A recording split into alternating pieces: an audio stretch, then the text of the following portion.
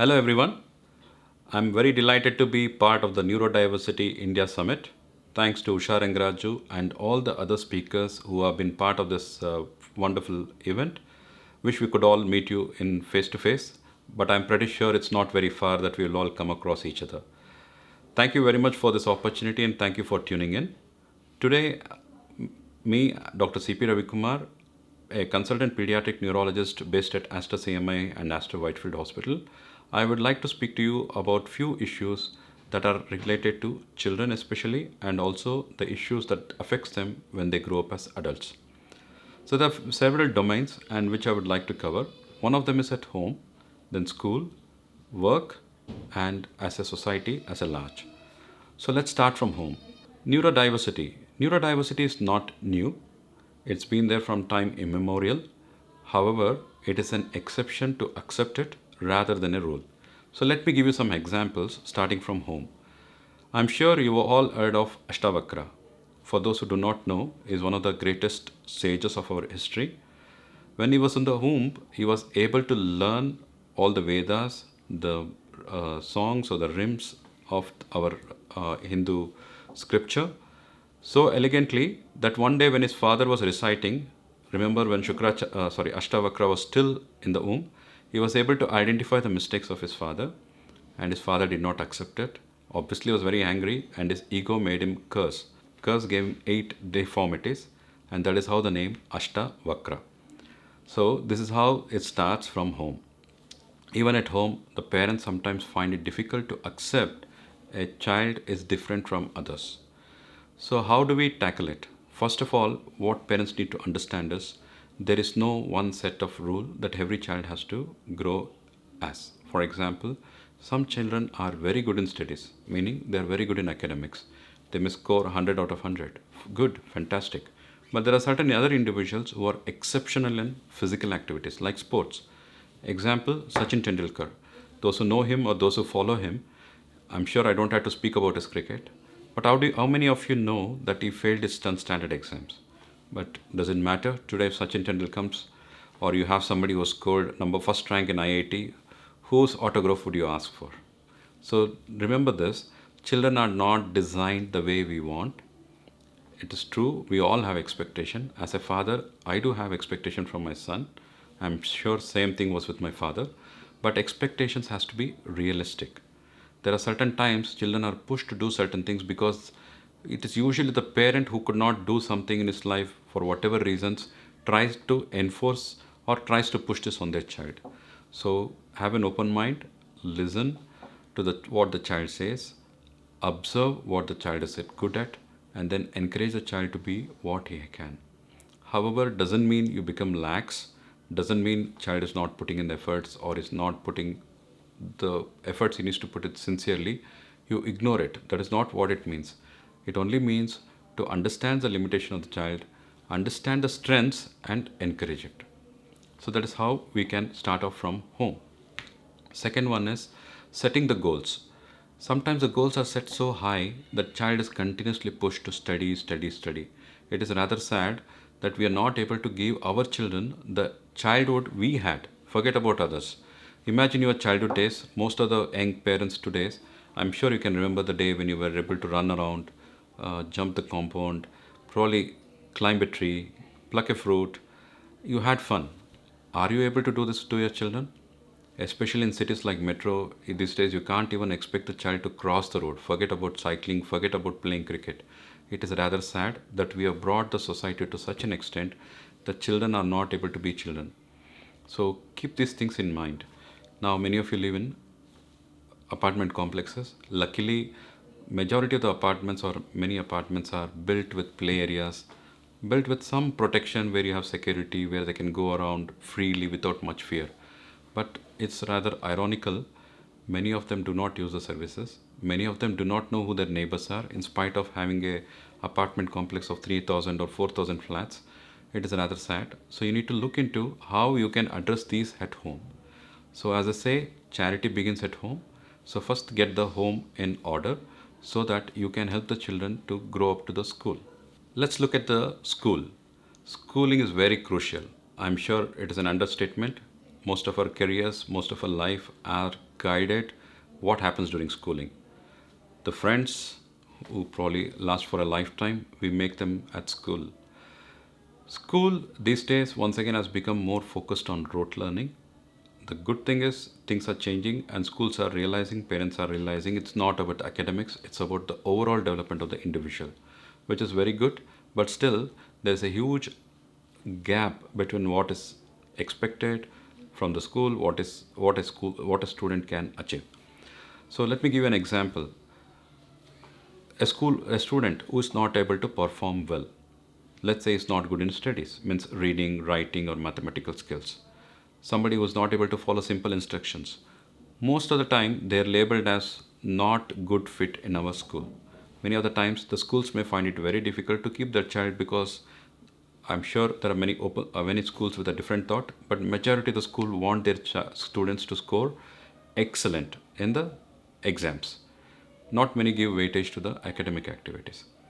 Are the schools ready to accept children who are different? So we have been speaking about different neurodiverse. What I need to emphasize now is neurodiversity or neurological problems are real. Simple examples or well-known examples are autism, hyperactivity, dyslexia, dyspraxia. All these things can be picked up at school age, and they can be helped and guided. But are the teachers ready? Now let's look at the history. I think there's always been a discrimination between who can do well, who cannot do well. Somehow the focus is on making that perfect child at home or at school, but ignoring those who do not fit into this squared box. I'm sure we all know about Dronacharya, who wanted to make Arjuna one of the best students or best archers. And they came across Ekalavya. Ekalavya obviously was probably the brightest student with probably the least ego, who was able to excel Arjuna in archery, and that was not well tolerated. Well tolerated. I'm sure you all know very well what happened. Now the same thing happens in our schools. I'm sorry if there is an exception where some teacher is different, but I'm talking about the general rules. Most of these children are ignored because they're not good in the studies. Many a times parents are not ready to accept what the school teacher tells them. Often the problem what I hear from the school teachers is parents complain, I'm paid you so much fees for you to do the work and not to tell me that my child has a problem. So how do we win in this situation? I don't think anybody wins. The loser is the child. So please remember, if there is a problem in the child, he finishes school one day or the other and he will come out. Whether it may be a ABC school or a XYZ school, it doesn't matter.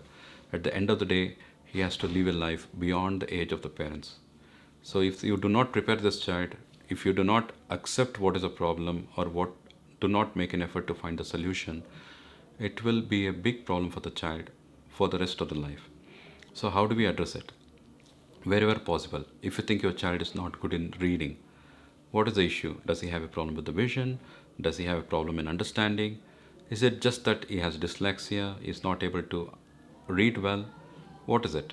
So we need to ask this question. Is it just inattention? Maybe he has attention issues that needs to be helped. Now, how do teachers approach this? One of the foremost things is teachers to understand, just because a child is not able to do very well in mathematics, it doesn't mean he's dull or dumb. Maybe he has problems with calculations. The medical term is dyscalculia. More than terms or more than terminologies, what we need to understand is, before we label as to be a dumb child, or before we label as a lazy child, we need to see if there is a reason why the child is not able to perform. There is a bigger context which may be not relevant to this conference. For example, problems at home. It may be possible parents are fighting. There may be financial stress. There may be struggle with their survival because of job losses, because of their loans, whatever it is. This will definitely have an impact on the child's well-being, child's emotional status. This will invariably affect the education. These things has to be addressed before we label the child to be a inappropriate or a dumb child. Now, how do we address it?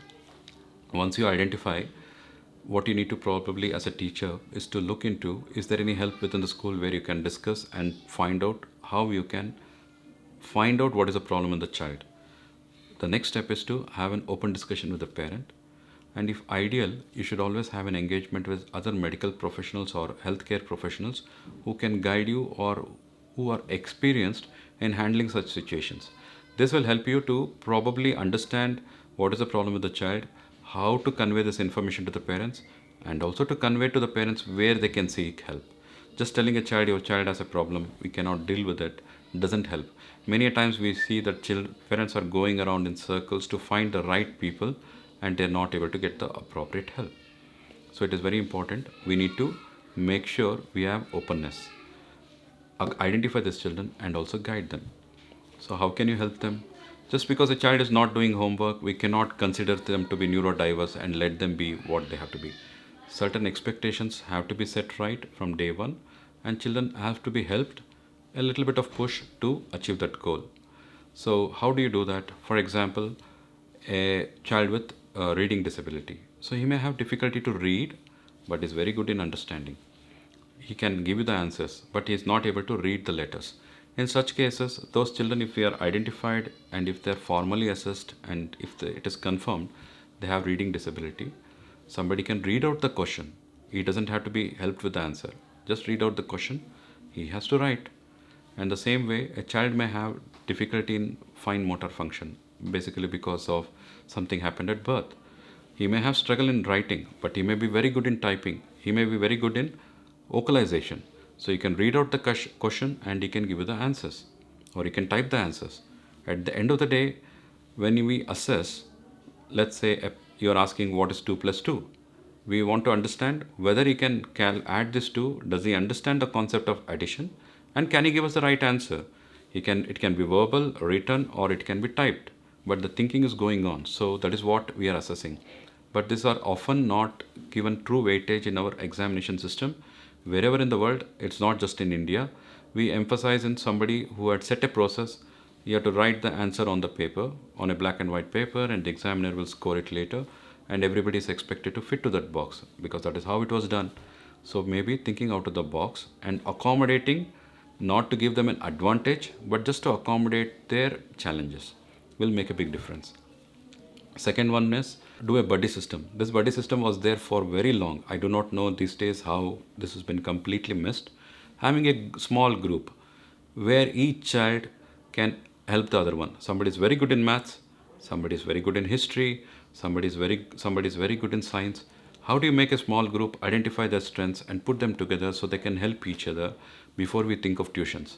These days, children have to go to school, children have to go to tuitions, there is no play. It's like all work and no play. So see how you can accommodate their challenges within the school setting without having to have extra tuitions or extra work within the time frame. So children can be children. Children can have the school time and also play time. Okay, that's about the school. School, I mean even the college. Sorry, I did not emphasize on it. It covers both school and the college. Now let's talk about work. I'm sure majority of you are working in big companies, running companies, and understand the concept of neurodiversity. So let's go back to once again to our Hindu scriptures. I don't know how many of you know about Shukracharya.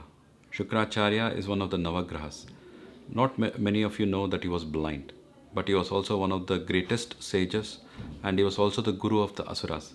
He was the first person who learned the art of reincarnation or bringing the dead back to life.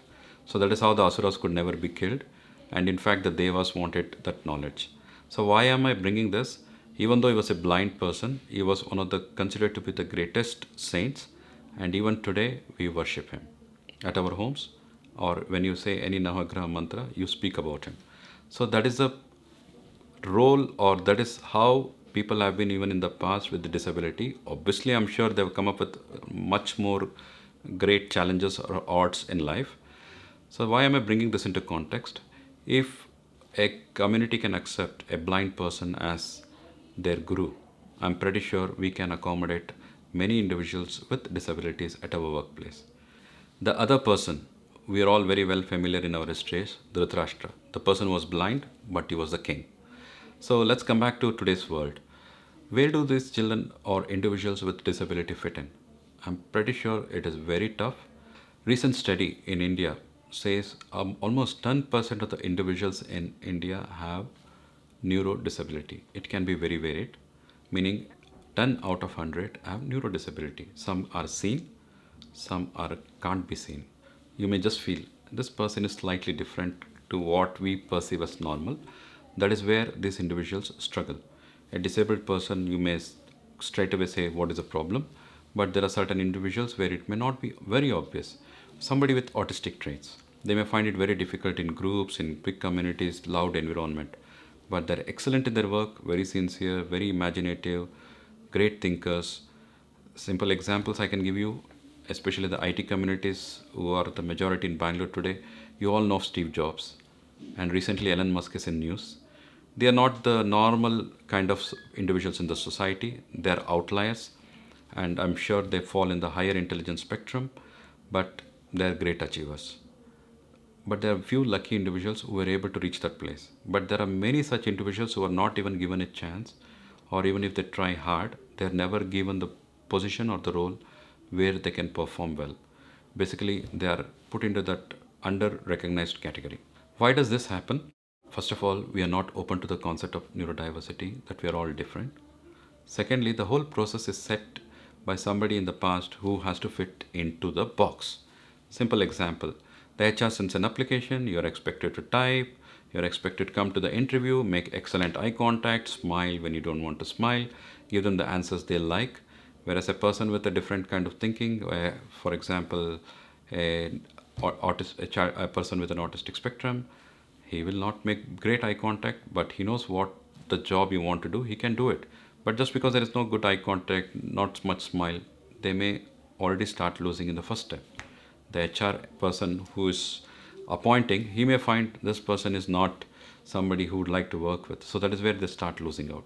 So when these individuals go for the interview, they find this first step itself is very arduous, and the person on the other side of the table probably doesn't recognize this person has a what we call the neurodiversity or the autistic spectrum.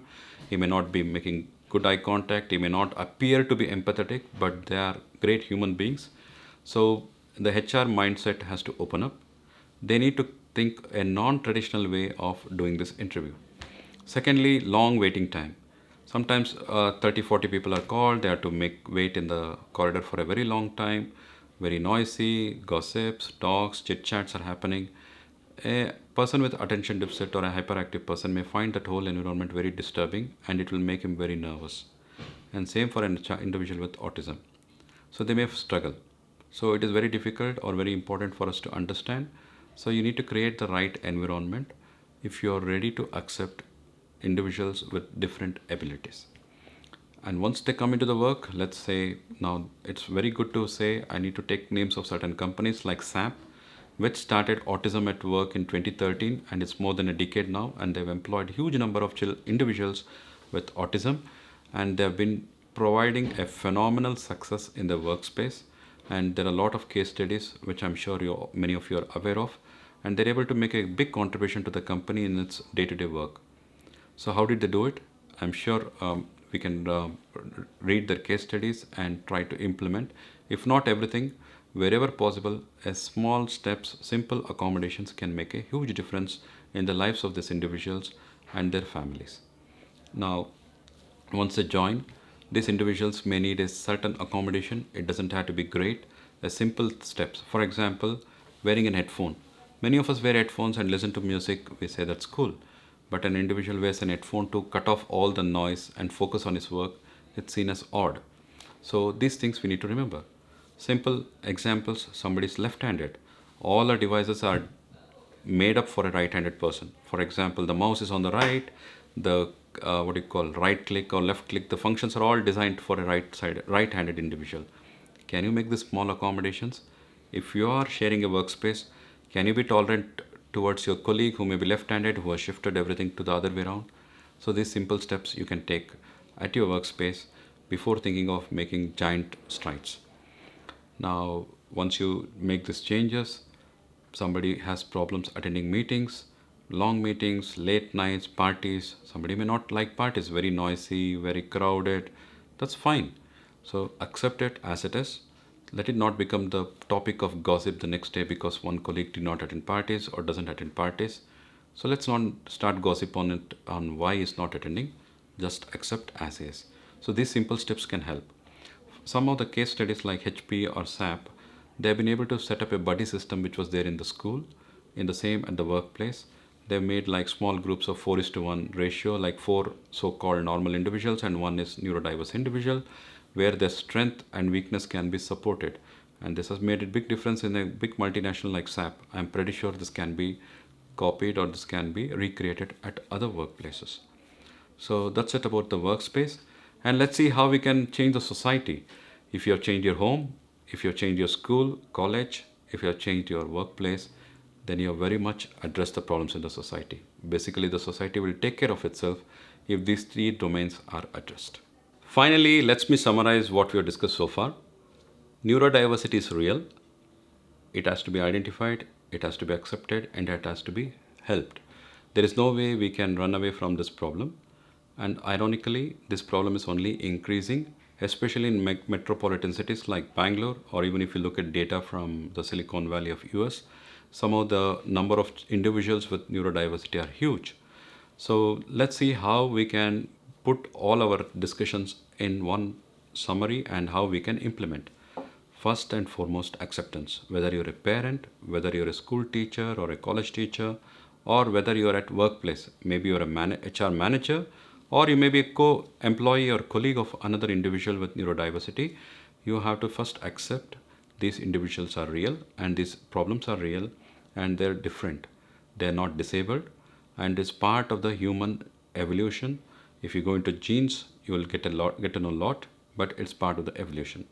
Secondly, awareness. As most of you must have heard and listened to these talks, and the fact that you all come here shows that you already know some knowledge about neurodiversity. So unless you share and raise the awareness of the people around you, things will not get better.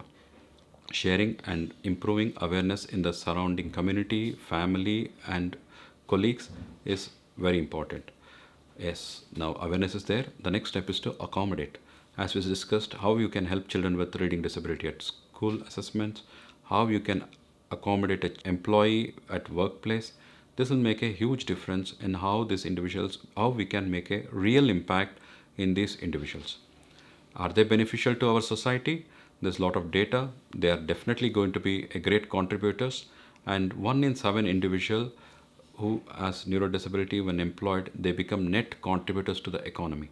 So there is no doubt these individuals are as good as you and me. It is very important that we accommodate and accept. Finally, what I want to say is every brain is diverse. So basically we are all different. So it is very important for us to accept neurodiversity. But a word of caution, do not take neurodiversity for granted.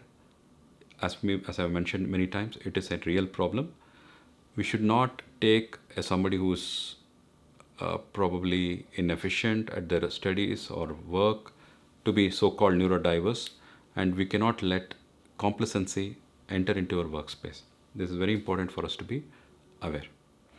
I hope this was useful, and I'm sure you will enjoy the rest of the talks in this conference. And once again, thanks to Usha Rangaraju and many other excellent speakers on this platform. I look forward to meet you all one day. If you wish to contact me at any point of time, we can always connect, and you can watch this video later as well. Please get in touch. My details are going to follow. Look forward to meet you all. Thank you very much.